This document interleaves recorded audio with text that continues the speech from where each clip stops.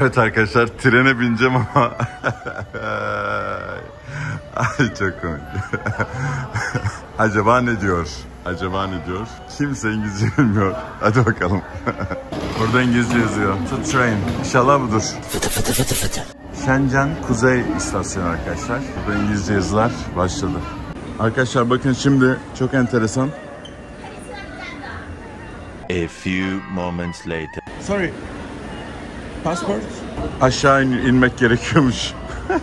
Arkadaşlar ilk tecrübem normal. Her şey çok değişik burada ya. Hiçbir şey alıştığımız gibi değil. Bu aşağı indik, aşağıda başka bir dünya çıktı. Aa, hayret bir şey.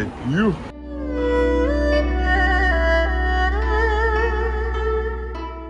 Çantam var. Çekim yapamıyorum çok fazla. Bırakayım, çekeceğim. Arkadaşlar kocaman ya. Kocaman derken ekrandan bahsetmiyorum. Tren istasyonundan.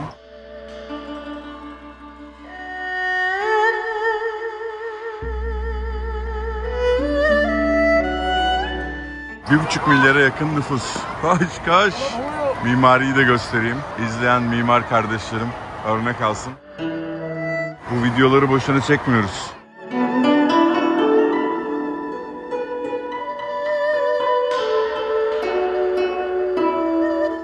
Arkadaşlar çok merak ediyorum. Bakalım başarabilecek miyim?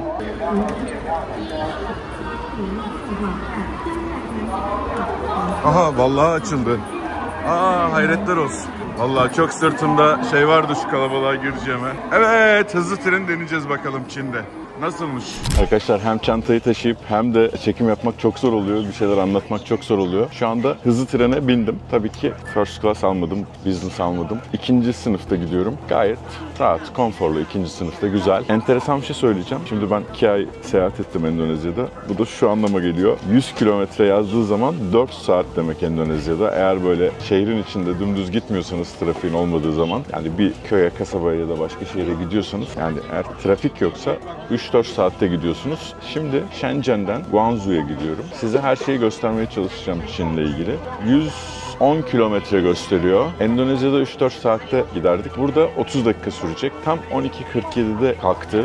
Yani Japonya gibi zamanında kalkıyor burada da. Ve başladık yolculuğa. Gördüğünüz gibi hiç bilet almadım. Girişte şey yaptım sadece. Pasaportu okuttum. Zaten yazıyordu, onun için bilet aramadım. Bilete ya da QR koduna ihtiyacınız yok. Pasaportu okutmanız yeterli dedi. Yani Çin'de her yer, nereye gidiyorsanız biliyor devlet nereye gittiğinizi pasaportu okuttuğuna göre. Bilet 5 dolar falan civarında. Bayağı ucuz. Yani business'ı da 10 dolar alabilirdim. Cimrilik yaptım. Çin çok ucuz bu arada. Yani otellerin kalitesi çok yüksek. Yani inanılmaz. Mesela 3 tane içecek vardı. Ben 3'ünü de içtim Shenzhen'deki otelde. Çıkarken de şey dedim yani. Hani mini bardan 3 tane içecek kullandım. Dedi, o ücretsiz dediler. İyi yani. Önceden bunlar sipariş etmişler bakın yemeklerini. Kız taşıyor. Pişirdi. Şimdi başladık. Şimdi görevli geziyor. Kimsenin kafasına bir şey düşmesin diye. Hızı görebilecek miyiz bilmiyorum. Bumen istasyonu diyor. Yeni çıktık. 4 dakika oldu. Bak bu herhalde 220 kilometreye çıktı şu anda. Yemeğini getirmiş. 220 kilometreye çıktık arkadaşlar. Bu inanılmaz rahatlık, inanılmaz bir rahatlık. Çünkü dev bir ülke. Düşünün, bu trenlerin daha yeni yaptılar. 2000 yılıyla karşılaştıralım mesela, ekranda göstereyim size. İnanılmaz.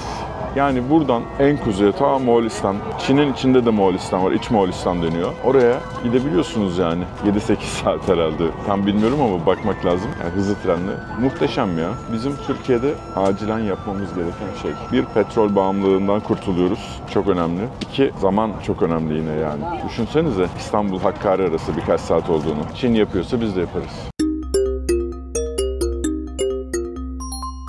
Burada Alipay dedim ya, her şeyi oradan ödüyorsunuz. Para kullanılmıyor, kredi kartı kullanılmıyor. Anlattım ilk bölümde. Bileti de Alipay'in içindeki uygulamalardan alıyorsunuz. Yani her şey bir cep telefonunuzdaki bir app'ten yönetiliyor ve onun içindeki app'lerden. Her şey ama her şey. O hayat yani, hayat demek Çinliler için.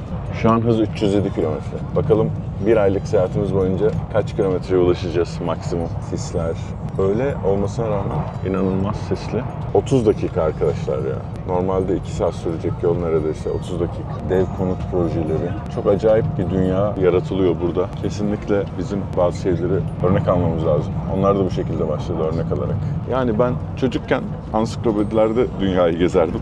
Yani dünyayı gezebileceğimden de ümidim yoktu maddi olarak. Ama ansiklopedilerde her şeyi okurdum, her şeyi şey yapardım. Çin, ben çocukken, şunu 88'ler falan diyelim. Tabii bize biraz geç geliyordu ansiklopediler. 83'te falan yapıldığını düşün. Çünkü işte Yemen vesaire böyle birleşiyordu falan. Bizim ansiklopedilerde hala o ayrı gözüküyordu işte. Güney Yemen, Kuzey Yemen gibi. Oradan biliyorum yani. Çin böyle sarı renkli pirinç tarlasında çalışan yaşlı adamlar, böyle kafasında hasır şapka olanlar, adamlar olarak tamamen tarım toplumu, işte Maoist bir tarım toplumu olarak gösterilirdi ve kısa bir sürede dünyaya açılıyorlar. Sanıyorum 80'lerde açılmaya başlıyorlar. Çok kısa sürede inanılmaz bir gelişim ve yeşillik bayağı var ya. Orada 2 tane inanılmaz teknoloji şehir arasında geziyoruz yani. Shenzhen'in içinde de bayağı yeşillik vardı, orman vardı. Şimdi Hong Kong, Shenzhen'e çok yakın. Shenzhen'den Hong Kong'u görebiliyorsunuz birçok yerinden. Şimdi iç Çin'e doğru yavaş yavaş uzanıyoruz.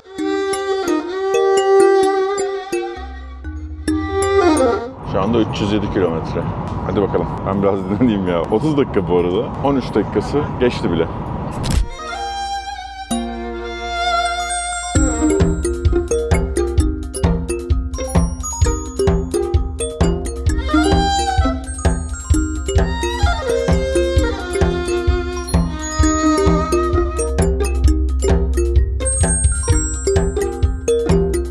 Ulan mahvoldum oteli bulacağım diye be.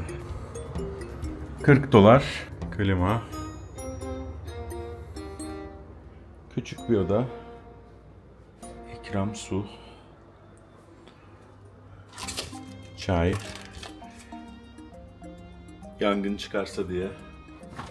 Alışveriş giderseniz diye. Dev bir televizyon. Kanepe. Burada bu ne bilmiyorum. Guangzhou'ya hoş geldik. Yüksekten atış yapmayın diyor, bir şeyler atmayın diyor aşağı. Evet, dev bir beton Guangzhou manzarası.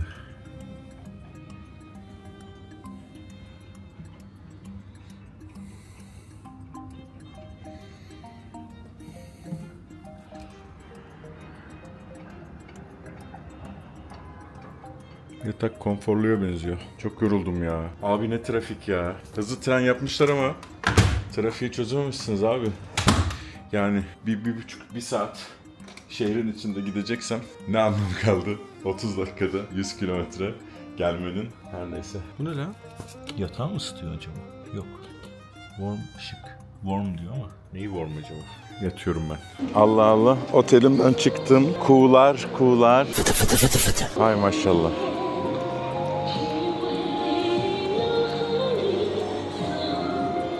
Aha, pardon benim Didim gelmiş arkadaşlar. Guangzhou'da fırça yemeyelim taksiden. Şu herhalde benim. Şimdi 10 küsür dakika taksi beni götürecek. Hemen geldi 1 dakikada. Ama burada, evet bu. Ama burada şöyle bir sıkıntı var arkadaşlar. A-Map diye bir uygulama kullanmanız gerekiyor. Google Maps çok problemli.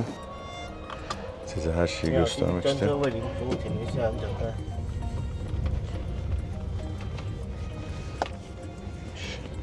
Su var. 2 dolar sadece. 2 dolar. 12 dakika götürecek. Su ikramı var. Ama şey değiller. Yani Endonezya'daki gibi falan böyle güler yüzlü, kahkahalarla sohbetkar beklemeyin. Daha az sohbet ediyorlar. Çünkü gerçekten inanamıyorum arkadaşlar. Yani hiç kimse İngilizce bilmiyor ya. Yani 35-50 dolar arası otellerde kalıyorum. Ki burada 4 yıldız falan. Yani çok iyi oteller. Görüyorsunuz zaten işlerinde. Resepsiyondaki bir kişi İngilizce bilmez mi ya? Kaç gündür buradayım? Yok yani. Ve bunlar İnanılmaz fuar şehirleri. Mesela Kanton fuarı oluyor burada. Guangzhou yani acayip bir şehir ama yok yani. İngilizce eğitim yok. Vietnam'da mesela nasıl çocuklar bile İngilizce konuşuyordu. Yani bu muhtemelen tabii ki devlet stratejisi. İyi midir kötü müdür bilmiyorum. Eleştirmek için söylemiyorum. Sadece yok yani İngilizce yok ve Google Maps bayağı sıkıntılı. Yani bazı yerlerde çalışıyor ama genel olarak çalışmıyor. Maps A ya da A-Maps miydi? Öyle bir şey indirmeniz gerekiyor. Yani Evet, devam edelim. Arkadaşlar biliyorsunuz yıllardır seyahat ediyorum ve tüm gelirlerimizi Darüşşafaka'da depremden zarar görmüş öğrencilere burs olarak veriyoruz. Bu yolculuğumda bana Just English Dil Okulları inanılmaz yardımcı oldu ve hala oluyorlar. O sebeple Just English Dil Okulları'nın Amerika'daki ve Türkiye'deki dil okullarını tercih etmenizi tavsiye edeceğim ve size küçük bir karşılaştırma yapacağım. Dil nasıl öğrenebilirsiniz? Dünyayı gezmek dışında ticarette, iş hayatında İngilizce artık çok önemli. Her şeyden önemli. Peki İngilizceyi nasıl öğrenebilirsiniz? İlk olarak üniversitelerin hazırlık bölümünde öğrenebilirsiniz. Şöyle dönüyorum. Arkadaki manzarayı da görün. 600 bin lirayla 2 milyon lira arası öderseniz üniversitelerin hazırlık bölümlerinde İngilizceyi size öğretebilirler. Bunun dışında Just English'te ya da herhangi bir dil kursuna giderseniz 80 bin ila 200 bin lira arasında dil eğitimi alabilirsiniz ya da çocuklarınızı aldırabilirsiniz. Ve üçüncü şıkta şöyle yapay zeka ile öğrenebilirsiniz. Evet, bu da size neredeyse 0 liraya patlar. Tabii ki Just English yapay zeka devrimini görmezden gelmiyor. Aynı zamanda yapay zeka destekli eğitim ile en iyi öğrenme yöntemini sunuyor. Evet, ışıklı bir yerde indim taksiden. Bana sorun bir de. Burası Noel gibi bir Çin yeni yıl da değil ama ışıklandırmışlar.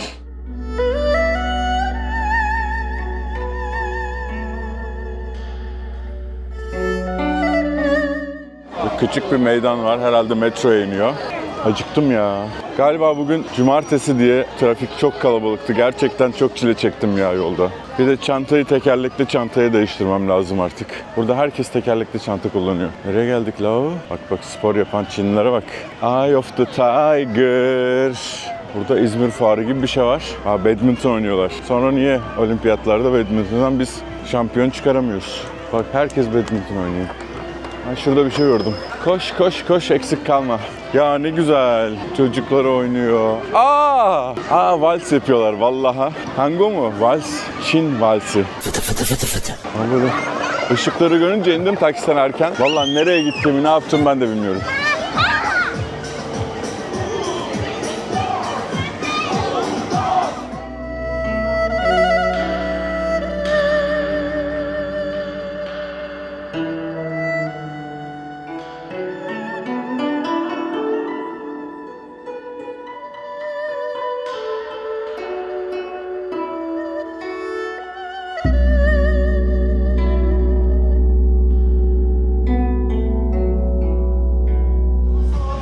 Vay be, kültür şoku yaşıyorum şu anda. Herkeste de şey var, yelpaze. Vay, bak.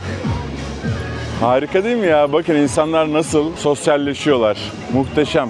Singapur'da aslan var ya, ona benziyor şu aslan. Ben bu saatte dedim uyuyordur bunlar. Şehrin içine kocaman park yapmışlar. Muhteşem ya. Şurada da bir şey var. Bir şey dedim bayağı. 1,5 milyar insan var. Ağacın güzelliğine bakın ya. Ben bunları çocuk zannettim, bunlar teyzeymiş. Çok iyi ortam. Guangzhou'dayız, Guangzhou. Burası çok turistik bir yer değil ama bence görmeye değer bir yer. Kanton bölgesindeyiz. Kanton bölgesinde de tabii ki Kantonese Çincesi konuşuluyor. Burada farklı Çinceler var. Mandarin, Kanton gibi. Bak. Herkes dışarıda, ne güzel ya. Evde dizi izleyeceğine insanlar mahallede sosyalleşiyor yani. Ve çoğu yaşlı. Bak.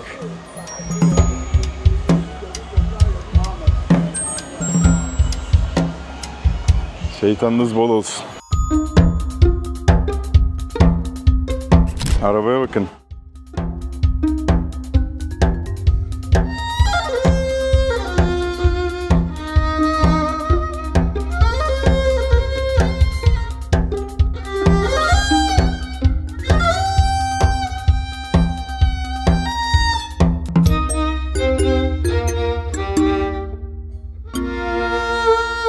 Burada Çinli emoji kızlar. Emoji kız diyorum. Punk mı oluyor bunlar? Nedir? Punk da değil ya. Emoji işte. Fotoğraf çekimi yapıyorlar. Tövbe yarabbim. Ay bu canavar olmuş.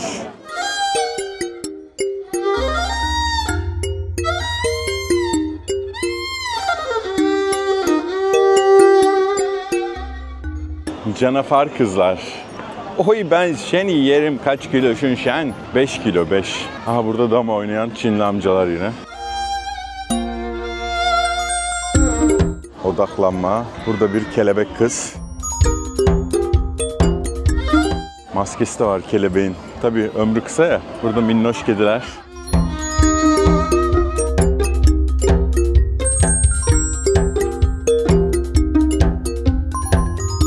Her yer action, her yer. Ama insanların, yaşlıların sosyalleştiği ülkeleri çok seviyorum ben. Ne yazık ki bizim ülkemiz böyle değil. Yani yaşlılarımıza bolca alan açmamız gerekiyor.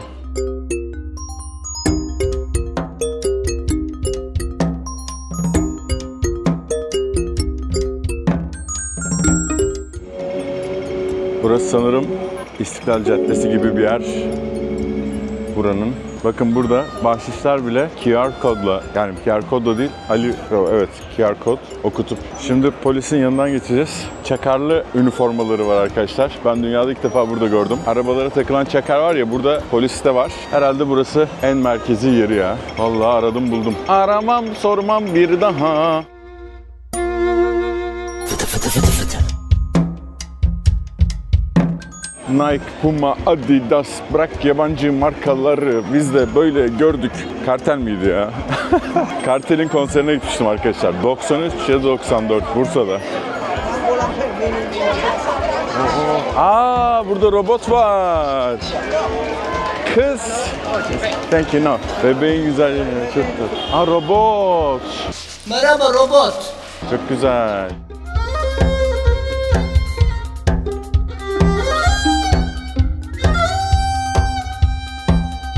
Tam merkezine gelmişim ben ya. Reklamlar. Tong Sing.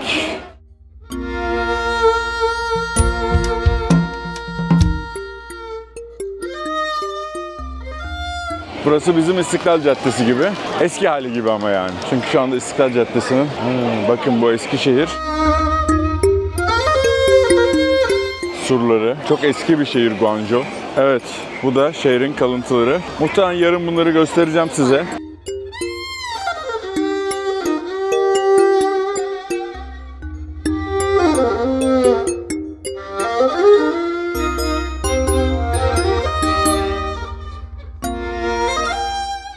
Burada böyle çiçekli vesaire şekerlemeler var. Bunları sonra tadacağız. Bu çikolata dükkanı.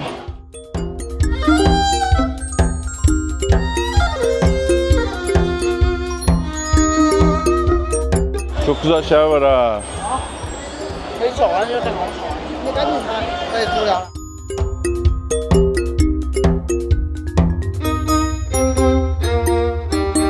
No thank you. Sahte çanta satıyor gizliden teyzem. Sahte miydi artık? No thank you. Amca sana masaj. Aa, drone'a bak. Tövbe yarabbim. Aa, minyon. Aa, vallahi bunlar uzay çağına geçmişler. Şu anda ikna oldum arkadaşlar. Very nice. Aa, kırılmıyordu düşünce. Oğlum o nasıl oyuncaktı lan? Aa, yere vuruyor, havalanıyor falan. Tövbe yarabbim. Başka bir dünya gerçekten. Bak o iş şeyi, o minyonlu oyuncaklardan alırsanız kesinlikle Türkiye'de deli tutar. Çeşme. Kafalara bakın, ne kadar kalabalık ya.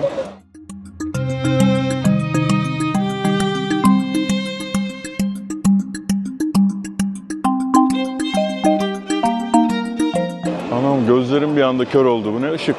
Ay. Aha. Bak bunlar enteresan tipler.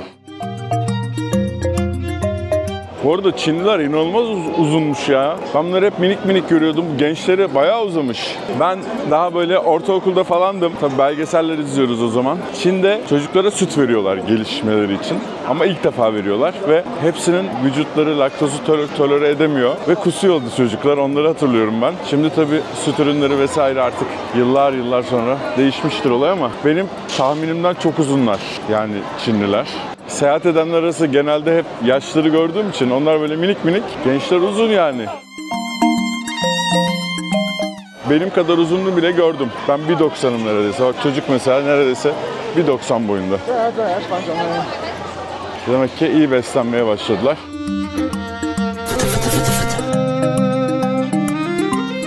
Hey, can I try this? Yes.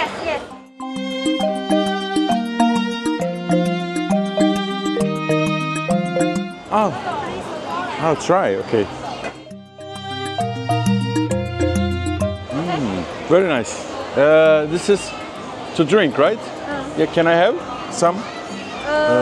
No. I want to drink like in a cup. You don't have? Okay. This is okay. This is alcohol or no? A little. Little. Okay, thank you. No, thank you very much. %3 alkol beni uyutur. Alkollüymüş. Ben direkt satıyorlar zannettim ya.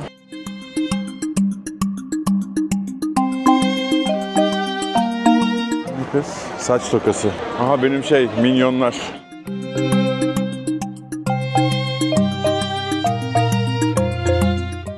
Çocukken şu minyonu görseydik herhalde kafaları yerdik ya. Böyle bir şey olabilir mi diye. Abi burası bayağı büyükmüş be. Polis orada oturuyor, yukarıdan izliyor. Çin fenerleri. Ya ben çok susadım. Çay içeceğim. Çin çayı.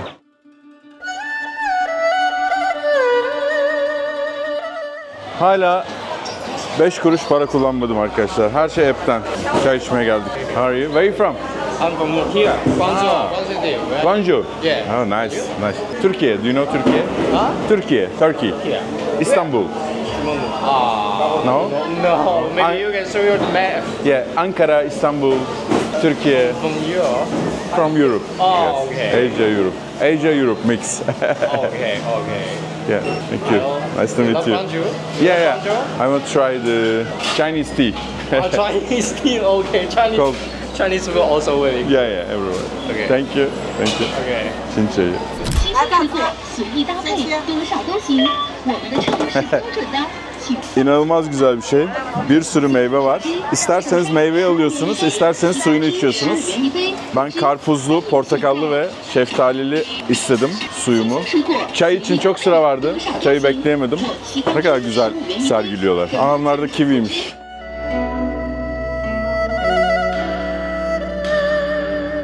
Karpuz çok güzel gözüküyor ya. Bak bu liçi, bura liçisiyle ünlü. Size onu da göstereceğim. Benim hiç 12元一杯， görmediğim güzellikte bir liçi. Çok iyi.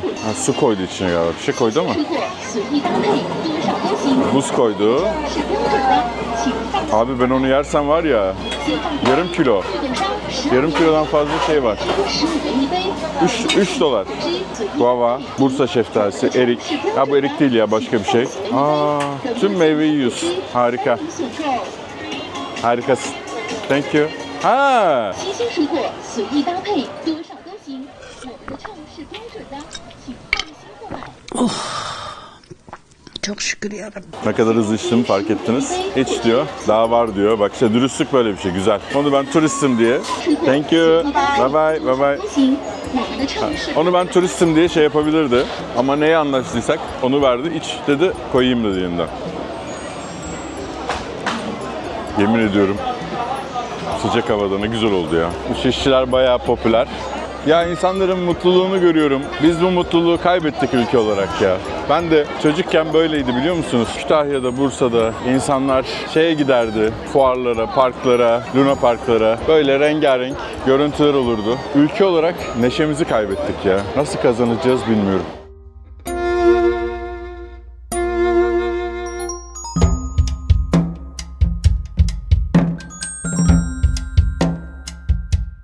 Ben buraya gidiyordum, buraya döndüm.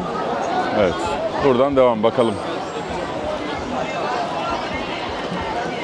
Şu göbekli adamı gördünüz mü? Buna şey diyorlar, Pekin bikinisi. Burada yeni moda erkekler göbeğini kaldırıp... Bu ne lan?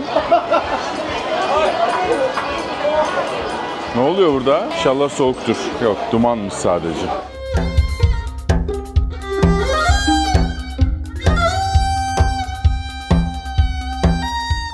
İyi taktik. Dumanla müşteriyi çekiyorlar, içeride gümüş satıyorlar. Beni biliyorsunuz hep ilgimi çeken arka sokaklardır daha çok. Burada arka sokaklara giden yollar var. Yarın buralara da gireceğim. Arka sokaklara gireceğiz. Cyberpunk siteler var arkadaşlar. Gerçekten böyle 2500 yılından çıkmış gibi şehirler var. 2500 yıllık Cyberpunk City deniyor. Siber her neyse artık. Tabii ki tarihi inceleyeceğiz. Köylerine gideceğiz Çin'in. Size elimden geldiğince Çin'i göstereceğim. Türkiye'deki en büyük Çin rehberini hazırlayacağım bir şekilde sizin için. Evet, Shenzhen, Guangzhou, bunlar ticaret şehirleri. Silikon Vadisi deniyor Shenzhen için. Guangzhou'da tamamen bir fuar şehri. Büyük dev fuarlar yapılıyor burada ama çok canlı, çok kalabalık. Çin'in her yerinde olduğu gibi. Burada mesela dev bir Miniso var. Miniso ülkesi diyor, Miniso Land. İlk defa böyle bir Miniso gördüm. Burada Asya'da bu Miniso çok popüler. Böyle her şey oluyor içinde. Ucundan bakalım. Sanıyorum bir Japon markası olması lazım ama ben Japonya'da bile bu kadar büyüğünü görmedim. Ivır zıvır satılıyor işte burada böyle.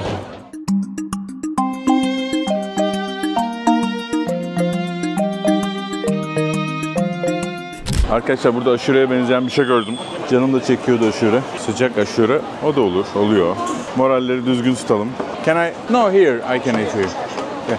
Thank you. I wanna try. Böyle aşure gibi. Ha, burada güzel yerim. Boş yer buldum be. Thank you. Cansın sen ya. Canım benim. Çok tatlı. İngilizce konuşmaya uğraştı en azından. Bu da bir önemli sonuçta.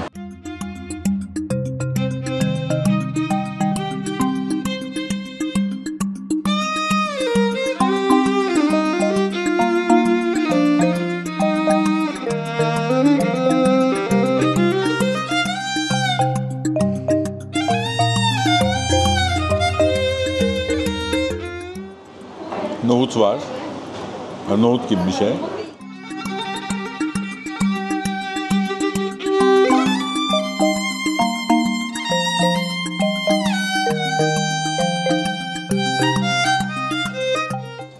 Şahane tatlı sıcaklarda. Bakın bu Çin lotosu. Milli piyangosu yani. Ben şimdi alsam. Ay şuna bakın. Ya bu yeni doğmuş daha ya. O kadar tatlı ki. Bir lokmada yutacak sonra. Hop diye. 361.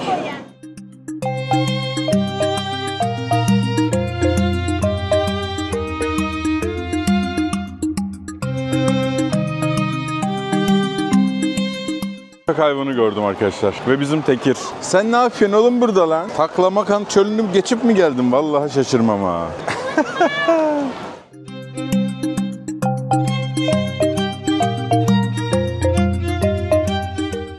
Spider-Man.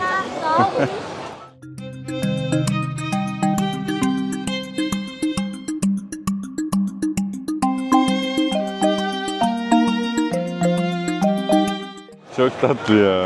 Bu da geziyor oğlum. Bak bu Türk değilse ben bir şey bilmiyorum. Türk kedi bu. Şaşırarak bakıyor. Benim gibi. Binaya bakın. Açma kapama tuşlarından bina yapmışlar.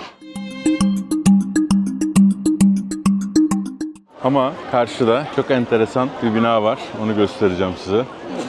Bakın. Yarın bunun ne olduğunu öğreneceğiz. Çok güzelmiş ama. Bu da Kosova'daki binalara benziyor. Sırbistan'daki falan. Ne oluyor lan? Kafama indirme lan. Evet, böyle küçük bir meydana geldik. Bir yapı var. Evet dostlar, ben yoruldum. Kendinize iyi bakın. Kanala abone olmayı unutmayın. Görüyorsunuz bir video için ne emekler veriyorum. Oradan oraya, oradan oraya, oradan oraya. Ve tüm gelirleri de Darüşşafakalı depremden zarar görmüş öğrencilere bağışlıyoruz. O sebeple bir yorum atmanız bile çok fark edebilir. Hepinizi seviyorum. Kendinize iyi bakın. Yarın Guangzhou şehrinde devam edeceğiz. Eğer başımıza bir şeyler gelmezse tabii ki. Böyle. Görüşürüz.